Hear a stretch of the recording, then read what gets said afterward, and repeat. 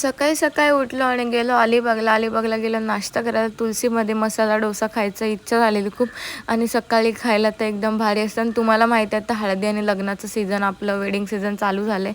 So मस्तपैकी गरम गरम चाय पिला आणि मला थोडीफार शॉपिंग पण करायची होती कारण फ्रेंडचं एका लग्न होतं सो त्याच्यासाठी. आणि मी अन्वीमध्ये पण गेलेली थोडीशी शॉपिंग करायला.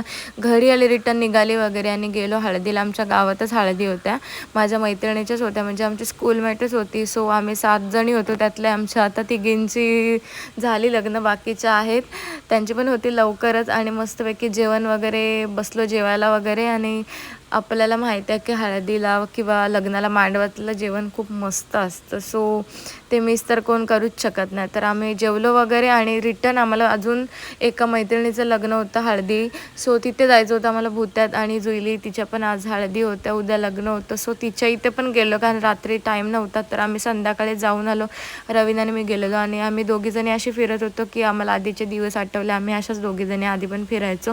सो अशीच गप्पा मारत मारत मस्तपैकी सनसेट एन्जॉय करत गेलो. घरी आलो आणि मामाकडे गेलो त्यांच्या, कारण माझ्या नंदेचं केळवण होतं आणि मामाचा बड्डे पण होता. सो केळवण वगैरे केलं आणि हे जे डेकोरेशन केलं ते सगळं मी केलं. कसं वाटलं कमेंट्समध्ये सांगा.